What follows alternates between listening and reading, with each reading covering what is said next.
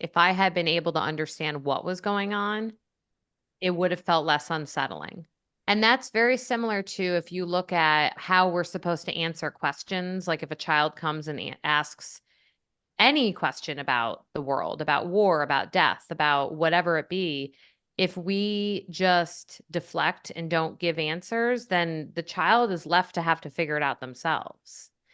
And so that shows up when a child is undergoing things they shouldn't have to experience, and especially at the hands of someone that's supposed to keep them safe. All right, y'all. Well, you're in for a damn treat. We have Amelia Kelley. She's a trauma-focused therapist. And I found your articles on Psychology Today, and I was like, I gotta talk to her. I saw that one on procrastination. Welcome. You didn't procrastinate. You like contacted No, me I right got away. on it. I was right on the ball. I did right away. Jumped on it. And I could tell that we were going to have good rapport. So this is where I like to start, okay? I want to know, when was the moment that you realized that your childhood fucked you up a lot more than you thought it did? Oh, I love that. Probably not when I was in therapy as a young adult, not when I started being a therapist. Honestly, for me, it might have been when I had kids. Yep. Kind of looking back and looking at how I'm choosing to parent differently and then going, oh, wow, yeah, I don't think I would do that. And admittedly, I have a safe enough relationship where I can contact my generationally traumatized parents and say, hey, when you did this, would you do that again? So I do have that ability to check in with them and ask them. I don't expect any change or anything out of it, but it is nice to be able to say, would you do that again? Because I'm not doing that. So, yeah. Yeah. And have them not lash out. Yeah, but I don't think I could have done that maybe 15 years ago. Like there had to be a lot of evolving and healing and changing that happened first. For you or for both of them as well? I think for the whole family system. Lucky in my you. opinion. Well, I think my parents had to split up and everything had to, really hit the shit show fan first for everything to be built back up the way it probably would have been healthier. Yeah. There was a period of time where like I thought that that would be the best option for my parents, but now it's like at this point, please just stay together because they're so sick. I don't have to deal with one of them one-on-one. It's sad. But here's what I'll say. What's really beautiful is like my parents could be like total assholes about me having this podcast, and they're not, like they're Awesome. proud of me in the ways in which they can be. Now, do they listen? No. Can they like actually have a conversation of depth on any of the things that I'm talking about? No. But I think we're all like kind of in on the joke, even though it's not a joke. I do think that there's like this awareness of like, they're still super fucked up. And here I am helping heal others. So See, that's beautiful too. I know, but it's sad. Yeah. Alcoholism is such a horrible disease. Mm-hmm. So, okay. So, but probably becoming a therapist, there's some hope there of like healing others to heal yourself. I don't think I had the awareness Yeah, at the time.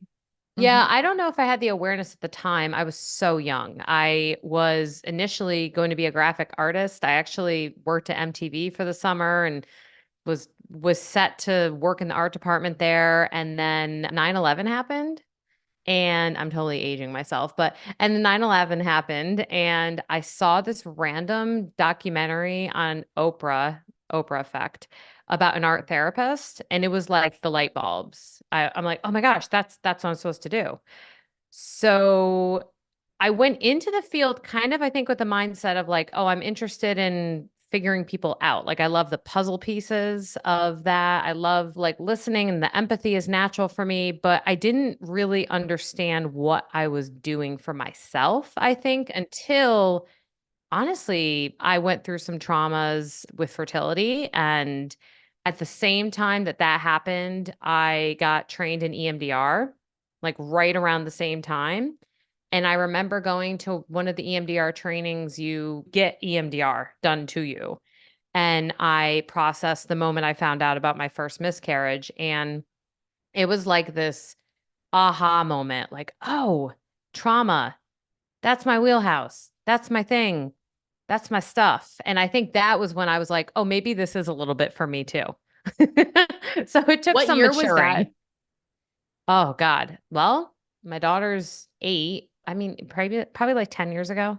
And why were you doing the EMDR certification? Were you already working in trauma at that point? So I wasn't purposely working in trauma at first. Honestly, if you're a therapist and you think you're not working in trauma, then you're not working. I mean, Yeah, but it's that's the thing. I would say that there's a lot of therapists who say that they are, but they don't know what, surprising how many therapists don't know what complex trauma is.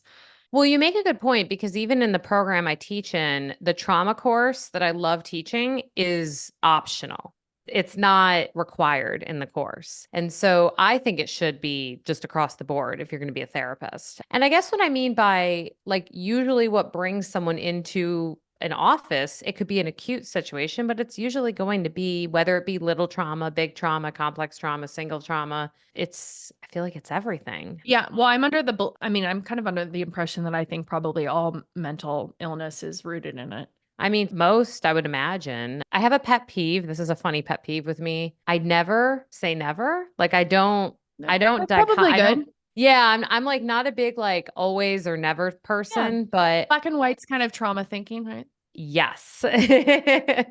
Absolutely. But yeah, I think as far as, with just trauma work in general, yes, there can be therapists who love it and they dig into it. But I was working with a lot of traumatized teens and families, and still I didn't know that's what I was in. I thought I was just doing general mental health, behavior mod, but then I started working at a methadone clinic and I encountered all the traumas that come with severe addiction, and that's what led me to EMDR. That must have been interesting so what were you in a private practice for the working with the troubled teens? What was that?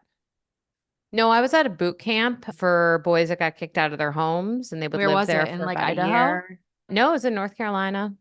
And it was a great job, but it was a lot. And eventually I moved on to a facility for children who were kicked out of school for gang violence.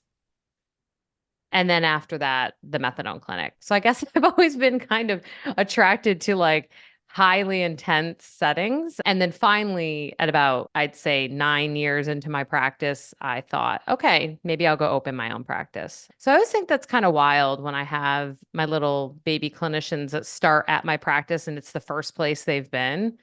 I'm like, oh gosh, there's so much you're missing out on. Yeah, that brings up like so much for me, especially you working there. So, my experience was like I became the identified patient at 9. So, separation anxiety. My mom was an alcoholic. I knew about this, very parentified, but a secret from the rest of the world. And so I woke up one night, and my audience is so sick of me saying this, but I think it'll help you understand me. Yeah. Yeah, like woke up in the middle of the night one night, felt like I was going to die if I couldn't sleep in my mom's bed, Mm, sent to a therapist at 9, like years later asked like, "Hey, did you ever tell that therapist that you were an alcoholic and that you and dad fought all the time?" And her answer was, "No, it didn't seem relevant." And so then it was 12 is when I started to act out.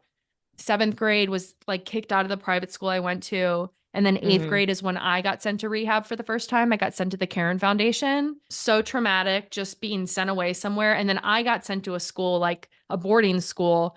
It wasn't like as severe as some of these other places. It was called the Hyde School in Maine. Okay. Okay. But I just think about yeah, like what you're saying, like about like, you didn't realize that you were like dealing with trauma. And I Mhm. just think about like how much of my identity of being labeled the problem child and the scapegoat and the identified patient, and Mhm. hopefully it's changing now, but just how little was being looked at like system at large, Right. and like just the damage, the shame, the toxic shame that comes from that, because it's like one of my Instagram posts. It's like, you weren't the problem child, you were the child communicating the problem. So I bet that that was quite an interesting experience for you, like working at that school. And when you reflect back on that now, like, do you have any, not necessarily like regrets, or would you handle it differently knowing what you know now? That's like one of the things that I always have to reconcile with in my work Mm. is that I'll have like that client or that family that I think, gosh, if only I had known this treatment or Mm. this thing, I could have helped them in this other way. But I You mean, only know what you know. Yeah, you only know what you know. I mean, my empathy's always been consistent. My desire to be present and in energy with other people has always been consistent. Mhm. But oh my gosh, I think back to I think back to when I worked at that place and there was this kid that I worked with. It was all boys. And he was for all intents and purposes definitely showing some sociopathic tendencies, this child. Probably, attributed to some trauma, but it was different. There was Energy. a different Mhm. energy. I was going to say different flavor. And so I remember back, I'm like 23, 24 at this point, and I hear that they struggle with animals and that they struggle with being around animals. And, sometimes they can display violence and whatever. This is like a common symptom in the diagnostic manual. So I brought my dog to work to expose him to a dog and let him have fun with my dog for the Exposure day. treatment. You know what though? It was probably one of his best days the whole year we were there. And I think it was amazing me seeing him as a Mm. kid and just letting him and trusting him. I was there the whole time, but trusting him to play with my dog and be with Jake. May he rest in peace. He was a great dog. I'm not breaking HIPAA. That was my dog's name. But I think back and now I'm like, would I still do that? Maybe. Mhm. I thought you were going to tell me a tragic story. Let him No, alone with the no, dog. no, You no. It killed the ended up dog. being fine. It ended up being fine. I think I've always been a little bit outside the box as far as like how I think or how I approach counseling in a I way. think that's great. So then you go to work at the methadone clinic. Do you have addiction in your family? There's a history of addiction in both paternal grandfathers and my maternal aunt. And I would say conversations around being mindful and careful because of the family history was definitely expressed to me and my brother, which I am grateful that that was expressed. But there was, as I said, I'm a product of secondary, like generational trauma. You're a GCOA? Have you heard grandchildren of an alcoholic? Oh, yes. Okay, I am. And then I wasn't exposed to the alcoholism in my grandfather by the time I was a child, but he had had so many strokes, probably from the alcoholism. And then I never met my paternal grandfather because he died from complications of alcoholism. So I think that trickled down to like parents who really wanted to do better, but I'm a very high HSP. Do you know what I mean when I say that? Like, Highly sensitive? yes, Yeah. very highly sensitive person. And anytime I was in those environments, I remember there could be nothing happening, but I'd be literally absorbing historical pain. I could feel it and I didn't know what it was. I didn't know why it was. And it was very hard to organize as a child. Mm. So your parents were adult children of alcoholics. Yes, Interesting. both. Mm-hmm. Yeah. Mm. Have you ever looked at the laundry list? Like done a genogram on myself. No, it's the adult children laundry list. I I'm have curious. seen, Let and me I pull this wonder, up. I'm curious if like you would recognize any yeah, of these go for traits in it. your parents. I'm curious. Yeah, like I know you can kind of swing one way or the other where you're either like hyper responsible Yeah. Or and irresponsible. Yeah. Here we go. yeah. I could also throw this in there. There's a lot of neurodiversity in my family too, Mm-hmm. especially on my dad's side. Mm-hmm. So you've got that too. It was always interesting to figure out, was it neurodiversity or was it some of this? I could see some of this in definitely pre-worked on maternal side Mm-hmm. for sure. And it's hard to organize between the neurodiversity and this on the paternal side. Interesting. So explain what the environment was like in your family growing up. I mean, it was very on surface, it was needs were met. We did fun things as a family. I'll say my favorite thing about the way I was raised, and then I'll say the thing that, didn't work for my high sensitivity. But my favorite thing is that we were never criticized ever. Maybe we should have been a little bit more. No, I mean, I guess we were to a point, but like if I remember this ridiculous, like I wanted to be an actress, which is I'm like super short and awkward when you ask me to like do any acting. I can't. So I don't know what I want. It was for like a day. And so my parents got me like a VHS box set of how to be an actress. Like they were very like whatever whims or dreams we had, they were very encouraging. So that was my favorite part of how my parents raised me and my brother. My brother, the neurodiversity was much more present in my brother. And so there was a lot of, I had to be, I didn't have to be, I think I put it upon myself Be like the to really good child. yeah, until I hit teenage years. And I think I had just like, all right, Fuck it. I'm out. And Mhm. I just spent a ton of time with my friends. I'm super social. I always have been, but I think I almost did it to an extent where when I watch my kids now, I almost feel like it's weird. And my kids are still quite young, but I almost think it's weird that they're not trying more to hang out with their friends and they actually want to hang out with me and my husband a lot. I almost find it weird sometimes. I'm like, don't Mhm. you want to set up a play date or whatever? Because that's what I would have wanted as a kid. And they do, but they're like also very happy to be with us, which Mhm. that's when you start to notice like, oh, huh. I like never wanted to really be home unless my friends were there. Mm. So what were some of those things that you realized, like in hindsight, like through having your own kids, that you like in the ways in which you were parented? So with my kids, I don't like to ascribe to like a certain parenting style, but I Mhm. think I lean a bit more towards like attachment style parenting. Like I'm not like co-sleeping because I'm a terrible sleeper, but very, very, very affectionate. Lots of I love yous, Mm. lots of like words of affirmation, like all of that is very natural to me with my kids. But the weird thing is that I feel weird saying I love you to anyone other than my children. Was it said a lot growing up? No. Definitely not. Yeah. But it wasn't in their families either. Yeah. So very kind of just I don't know what the right word would be, but kind of stuffed emotions somewhat, would you say? I would, unless someone, Was angry? yeah. Yeah, but see, we didn't get to see the arguments really because it was all behind closed doors, which we made a decision. My husband and I made a decision as long as we can be mature about it and Mhm. handle ourselves and show the repair.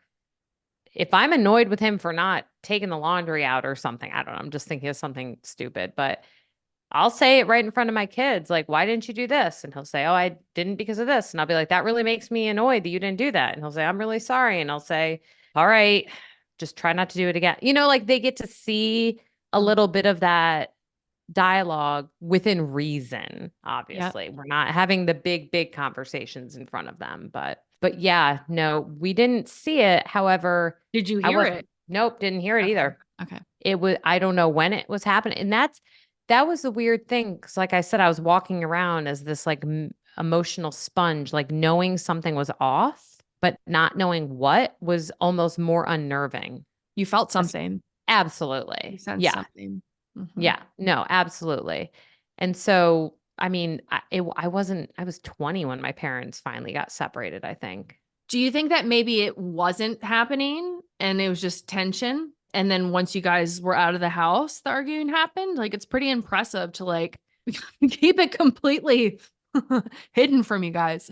I Well, don't I guess you were out know. of the house a lot, you said, but I was, but I don't know if it was really until towards the end that the arguments, I don't think there was enough arguments. I don't think there was enough dialogue. I don't think there was enough conversation. did it seem like there was love between them? They seemed like good Friends? partners, Yeah. like good partners, good co-parents. But no, I mean, like I remember like coercing my dad to get my mom a Valentine's Day present when I was like 10. You know what I mean? Like wanting them to do that stuff. And that's something that my husband and I are very like open and present about in our family now. It's always interesting to me when you see kids who get grossed out because their parents are affectionate because my kids don't do that. And I don't know if that's just because we're always, like if we want to be affectionate, we're going to be affectionate. Not grossly, but Yeah, I think that so. there's a line. How was your relationship template impacted by your parents' relationship? So that's interesting because if my parents had not separated and gotten divorced, I probably would have married my college boyfriend, Mhm. who was very similar to my dad. Nothing wrong with my dad. He's a wonderful person and like super reliable, but he is very low sensitivity and I'm very high sensitivity. And so my ex at the time was very low sensitivity and I was very high sensitivity. So it was always me like, how are you feeling? What are you thinking? What's going on in that noggin of yours? Like I wasn't getting anything out of that it wasn't like, it was like Mhm. pulling. And so I think because of them separating and me realizing I didn't want to go down that path subconsciously, I probably married someone more like my mom, actually, if I think about it. So I think it changed the course of who I ended up with, honestly. Do you remember when I first got together with my husband, telling him that sometimes I thought it was odd when I saw couples like holding hands, like older couples, like it was almost weird to me because I didn't see a lot of it ever. And so I wouldn't say I was avoidantly attached, but I probably leaned a little bit more in that way. But I would say I was always very securely attached with my friendships, though, if that makes sense. Is he just secure or is he a little bit more on the anxious side? He's actually pretty securely attached, which is really wild considering his family, but I'm not Yeah. going to talk about I am not here to talk about his family. Mhm. But no, he's actually quite securely attached. I think his ability to be expressive about how he feels and stuff like has slowly rubbed off on me. I've always been very expressive. I'm really about like being empowered, but it took time to learn how to be like adoration expressive, if that makes sense. Absolutely. And this episode is for all my clients who have always wanted to know about All my about you. psychology. Yeah, that's like one thing is like I have to my therapist has to be willing to like at least open up some. I couldn't have Yeah. somebody who wouldn't be willing to. Well, let's be honest, like isn't our goal in therapy always just to be our therapist's favorite? I mean, that's like my main goal of any therapy session. I mean, you know I what's want to feel funny is special. I am actually pretty open with my clients once we have good rapport because especially being an HSP, I really love working with people long term if it's like their style too, if they want that depth and kind of like peeling the onion type of work. I So think eventually yeah. you're going to get to know your therapist, but I'm not going to be like answering what I'm going to do that night. I don't know. It's different. It's like You if would this with is going to me. You benefit. would with me. Oh, well, yeah, maybe.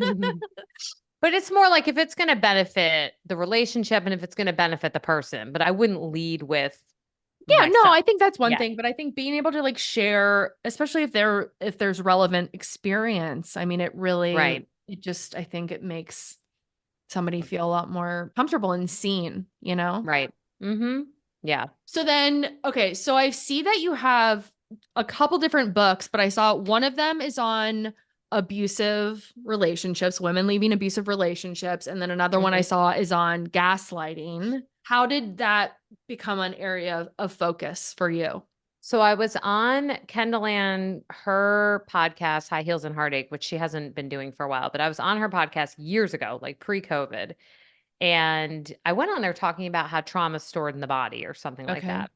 She's a survivor of domestic violence. Okay. And we had a great episode. And I'm leaving her house because we both lived in the same area. We're actually together. This is pre COVID. And I just turned to her and I said, have you ever thought of writing a book about what you talk about in your podcast? And she said, yeah, that sounds cool.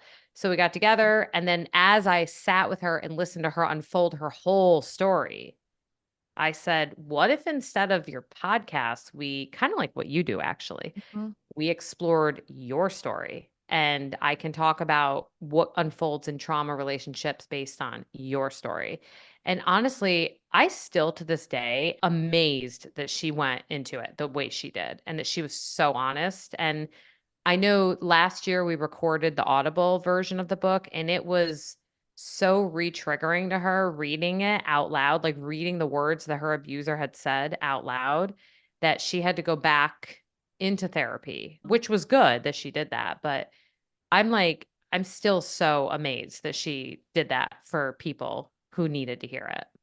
Now, from that, my publisher, Penguin Random, had reached out to me about the gaslighting book. And because we had focused on it a bit in the first book, What I Wish I Knew. And so when they reached out and said, we've seen a couple interviews and this and that, would you be interested in writing a book about gaslighting? And I said, absolutely.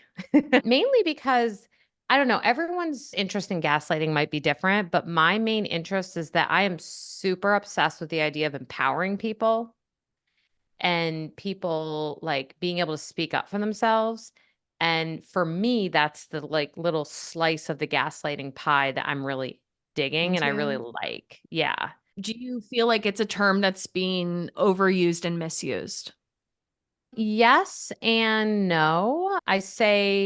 The reason I say no is because I think it's part of the human condition. And I think it's a defense mechanism that a lot of people use that Mhm. we've been using since humans were humans. So I think it's more common than we would like to admit, but I do think it's very misused. Oh my gosh, especially like, if you watch any like reality TV at all, I'm a big reality TV whore here.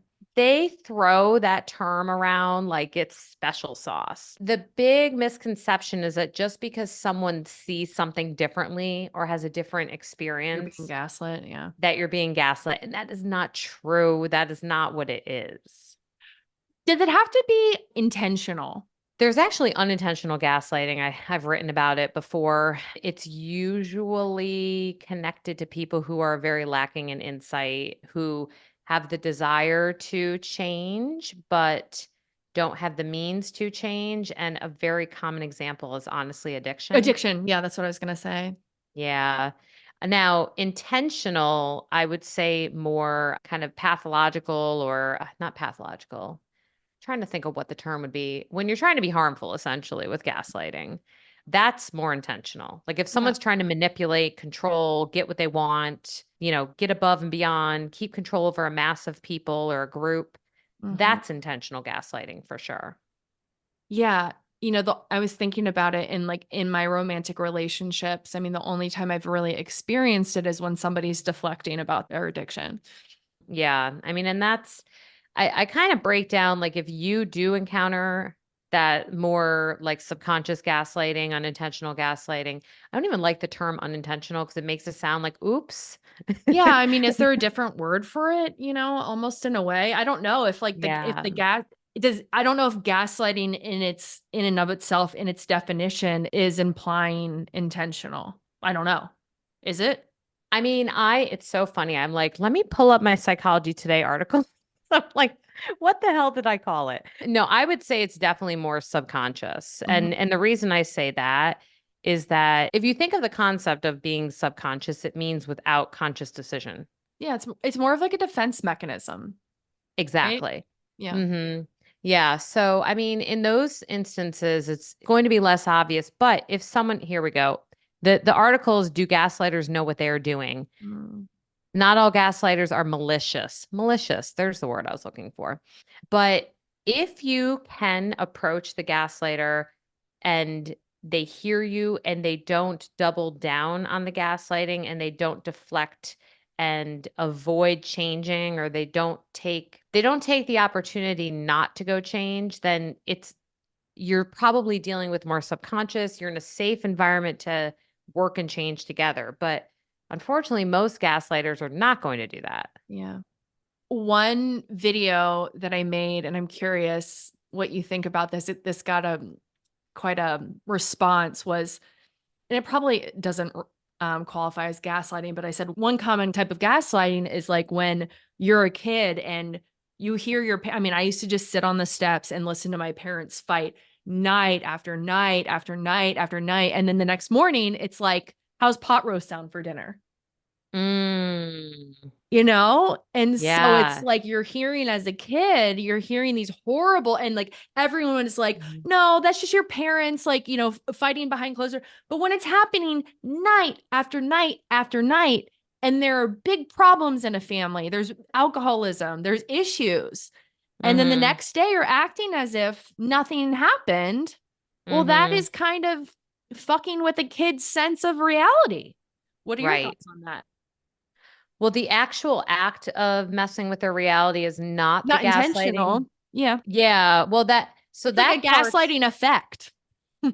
that's part of the cycle of abuse. That's Mhm, like the explosion that then leads to the repair and the honeymoon and then the mhm. tension explosion Yep. and it goes around and That around and intermittent around. reinforcement, yep. Yes, exactly. So, but the gaslighting can function as a way to pull you into the repair, like Mhm. pull you into the honeymoon phase again. Yep. So it can be used as a mechanism to just keep the cycle going. Gosh, Yeah. what you're saying makes me think of something. Gaslighting is very commonly used as a way to retain or regain control over someone. Mhm. But when a child is 9, for example, Mhm. it's I think you were saying 9. So they are not they're not in a position of power already. So the Mhm. person over them, the people over them, the people who should be caretaking for you and keeping you safe and not exposing you to that terrible stuff, Yep. they don't have to gaslight you yet, if that makes sense, Yeah, because well, no, I there's mean, I don't think it was an yeah. Yeah. intentional gaslighting, but I'm saying Mhm. it kind of causes the same gaslighting effect, right? I think it could certainly cause the confusion that Mhm. gaslighting can cause, but it's also what you're describing is also very common with just complex trauma in Yeah, general. absolutely. Yeah, absolutely, because a big Yeah, part of position complex of power, trauma. yeah, interpersonal. Mhm. Yeah, it is Mhm. I think that it's really confusing for a lot of people. Like, I had no idea that what I was experiencing in relationships was complex PTSD. And I'm wondering how much are you seeing that in your practice if people are coming in for relationship issues? I think that there's a ton of people who don't realize that that's what they're experiencing, or maybe not even really. I think there's so many people that don't know that when they're experiencing emotional flashbacks, that that's an emotional flashback. Right. Yeah. I mean, it really depends on someone's insight, obviously, and Mhm. someone's awareness. But I think a lot of times people will get confused about their symptoms where they think they are this laundry list and they Yeah. don't realize that instead it is trauma. Admittedly, by the time people end up in my door, they are usually there because they've tried other forms of therapy that haven't worked Yeah. and they want someone super trauma focused. It is rare that I get a first timer, if that makes sense, like someone who's literally never gone to Mhm. therapy. So for me in my practice, most people know this is probably What they're trauma. dealing with. Yeah. Yeah. But I'd say, you know, previously, before that was my full focus, it was certainly not people's first go to. Yeah. But I am hopeful. I do think there's been this unveiling a bit in self help, in the writing and therapy, where, I mean, PTSD is really not that. It's not that old of a diagnosis, unfortunately, and it's still being aggressively studied, and it needs to be studied so much more. I Mhm. mean, it's wild to think that people came back from the Vietnam War and didn't get the diagnosis. Mhm. So that wasn't that long ago. So I think we're very quickly understanding trauma more, but it's people are I think there's only a couple states, as far as I know, that are slowly starting to include emotional and verbal trauma in some of the protective orders that were previously only including physical trauma. Physical and sexual, Yep. maybe? Physical Interesting. and sexual abuse. And so it's almost like we need society to catch up with science. Yeah, absolutely. But I Mhm. think though, like when you're thinking about, you're thinking about like war vets and when you're thinking about, like big T trauma versus like complex trauma, I mean, the thing that makes it so much more challenging is like with the complex trauma, it's occurring during a period of time where you're forming your sense of self, right? Mhm. So it's like, Yeah. No, it is, and I do want people to also realize that while the most common time to have complex trauma begin is childhood, you can have a healthy childhood, be pulled in by a manipulator, end up in an abusive relationship, and experience complex trauma in your adulthood as mhm, well. mhm, You can also I've had clients who had, for all intents and purposes, pretty healthy childhoods. They end up in their dream job and then they end up being abused emotionally by a boss or mhm. by, I mean, society or structures. So it's anywhere where relationships happen, but it's more impactful, in my opinion, and damaging when it begins at the point that you're talking about when your sense of self is being created in Yeah, childhood. it's like that gets embedded in your nervous system and Yeah. right? It's like we're all born inherently lovable, inherently worthy, but we don't Mm-hmm. necessarily know that, right? Like that has to Mm-hmm. be affirmed to us Yeah. through our caregivers, right? Through mirroring and attunement. So are you using EMDR a lot in your practice? Is that like your kind of one of your main tools? So EMDR and brain spotting, yoga, art therapy, it's kind of it depends on the client. EMDR is usually what we will use if there's like stuck points, Okay. but I let folks decide between EMDR and brain spotting based What is on brain spotting? you're like, what the It's like heck is it's like that? it's like mini EMDR, right? Almost. So the Seems to be creator of brain spotting was an EMDR practitioner at okay. first. So some of the processing science is similar, but some other further research has shown that while some people process more effectively with alternate eye movements, some focus better with fixed eye movements. So brain spotting utilizes fixed eye positions. Explain more. So like instead of going back and forth, what you would just like stare at something for a long period of time? What do you mean exactly? With EMDR, you're usually going to be looking at specific memories, usually like first or worst memory. Sometimes it can be a felt sense. Sometimes it can just be a narrative. It can Yeah, limiting be, belief, a fear. yes, exactly. And then you're going to be led through a series of scripts and protocols that, I mean, for example, you might, with a lot of my clients, we do, get in the body. We do the container where you put the memories and emotions that are going to interfere with the session. We do safe space, safe person. Then we might go to the memory, process the memory, notice subjective units of distress in your body. This is all being done and then working on, rewiring the beliefs about the self or about the event. This is all being done usually while you're listening to bilateral stimulation and or watching your therapist move their hand or you're watching Mhm. a light bar. There's a variety of ways you can do it. Or like the buzzy things in the hand. Yep, that's what I love, the TheraTappers, that's what they're called, because I like to allow people to close their eyes and use their imagination if they want. Hmm. Some That's people what I feel a little used bit. when I did it. Yeah, I feel like, I don't know, it feels safer being able to just kind of like go inward. For me, that's what I preferred. Some brain spotting therapists will have like a kind of like something attached. So if you're doing it virtually, you can see it better. But with brain spotting, let's say we're addressing the same issue. We're going to find in your body, we're going to do a lot of setup, a lot of processing. What are your beliefs around this event? What's the most difficult part of this event? And then I'll ask you something. There are countless ways to do this, but I'll ask you something like, where do you feel this most in your body? Hmm. Maybe you'll say, I have a lot of tension in my heart center. Okay, get your suds.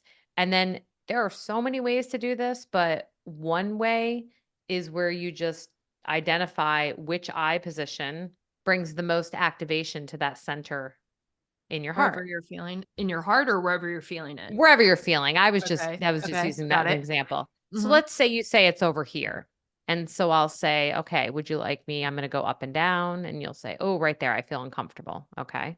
And then right there, I'll say, well, do you want me to stay there? Do you want me? Look, I'm going into my like meditation voice, Hmm. and then so we'll go right there. And you're like, that's it. That's the spot.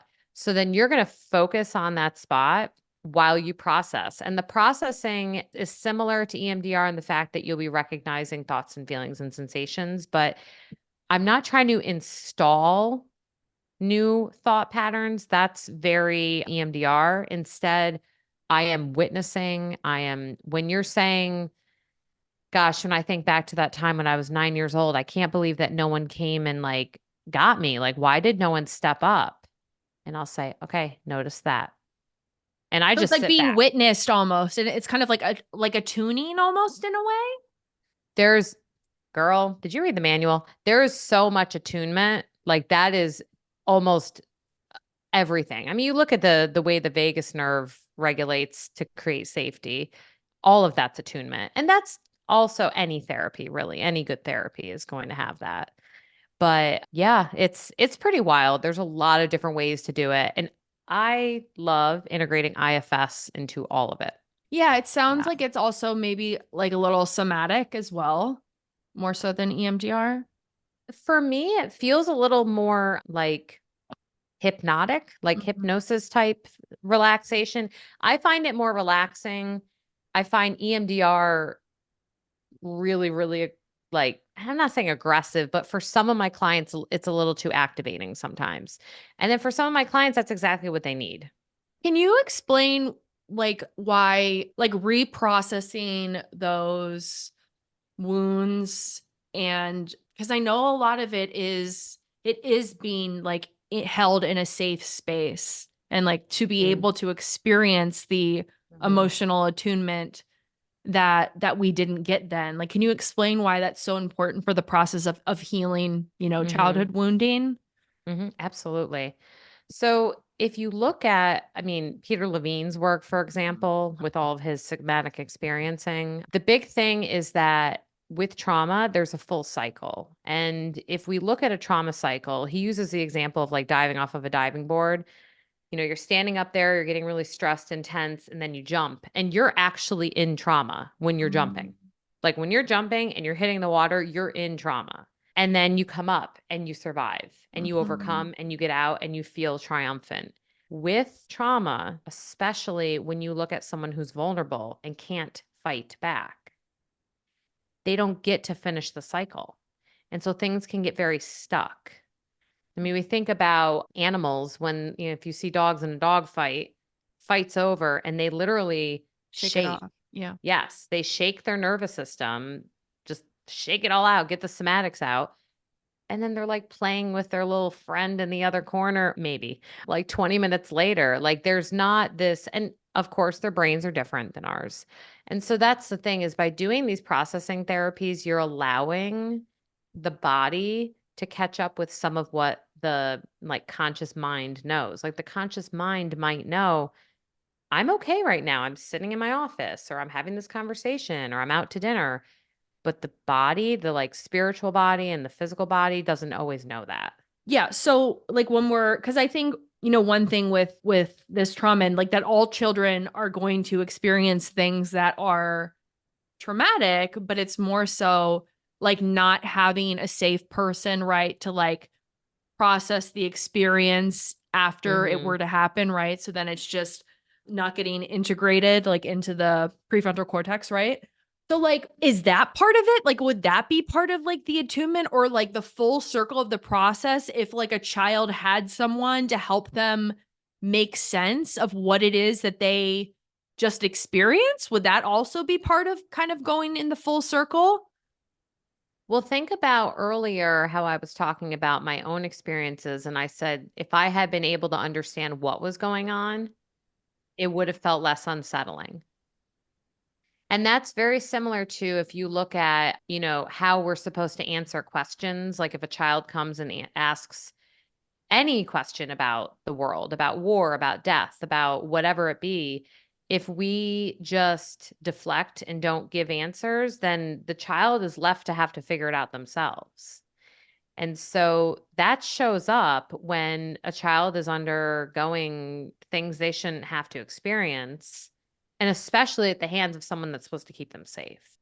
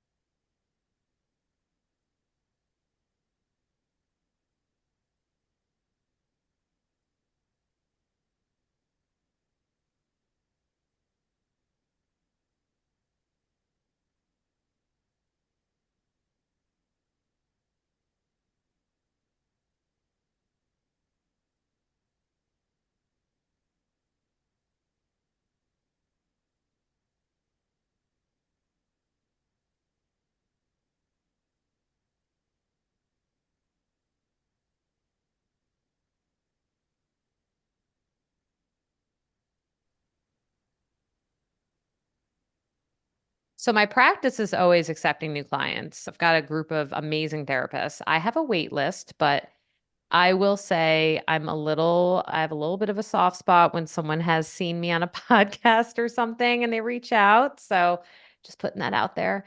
I have a book coming out in 2 weeks, another one, Surviving Suicidal Ideation, that I would love to. I co-wrote with Gina. Yep. Yes, yes. So I would love to come back and talk with you about that. So that is coming out in about 10 days, which is very exciting. I'm putting a book proposal together for another book that I'm hoping to focus on highly sensitive people. And I will be starting, and this is kind of a neat thing just for anyone to know about. Based on my book, Powered by ADHD, that just came out last month, I'm going to be starting an online, virtual, obviously, an online support group for women with ADHD. And I wanted it to be like, I'm not diagnosing, I'm not doing treatment, I'm not doing any of that because I want it to be somewhere where anyone can join. So if they want to join, they can go to my website at ameliakelley.com and so a little bit of both. It's going to start as a support group we're going to, have guest speakers come on and kind of just touch all the different things that are just hard to organize around empowering yourself with ADHD and like living an awesome life because your brain is so amazing, but you don't always have the right support. And then from there, the plan is to kind of build that, but that'll be starting this fall. So I was working with a therapist years ago and did like a full kind of comprehensive clinical, but I personally have a very kind of low threshold presentation of ADHD. I'm very high HSP. I've got like a lot of the neurodiverse flavor, but my husband is on the other end of the spectrum, very, very high ADHD. He inspired honestly, what my doctoral dissertation was on was adults with ADHD and assessing whether or not exercise could help with their symptom presentation. Yeah, it was really cool. I found that, and there's a lot of covariates. There's a lot of reasons why this can change based on each individual person, but that just about 10 to 20 minutes of high intensity interval training can give you about 3 to 4 hours of symptom relief in the day. So if you know you have a big presentation or you have to focus for something, very short amount of high intense exercise gives you the dopamine and lactic acid that your brain so desperately needs, which is super cool. Mhm. Yeah. I'm basically just a psychology nerd. Well, also it does look different in women. Women can tend to be high anxiety, high achieving, high internal energy. So while, at least according to research, a lot of the symptoms can be a little bit more external with boys. And I'm saying boys mainly just because obviously this evolves if we grow into adulthood. Whereas with girls, there's a lot of socialized pressure. And so a lot of it becomes very internal. And I think more research is being done and should be done on, is this a biological byproduct or is this a socialized byproduct? Hmm. For women, yes. There's a whole lot more masking with women just in general, And so when you add masking to ADHD symptoms, it can lead women to being either misdiagnosed or underdiagnosed. A lot of them don't get diagnosed until their children do. So you have women in their upper 30s and 40s finally getting diagnosed. Mhm. Mhm. Me too. But we but I will say, and I'm hopeful, like, the whole point is to open up the topic, like, just how for years and years, no one would talk about miscarriage, and now it's like, "Let's talk about this," like rainbow babies, like, let's make this a reality that this is part of life.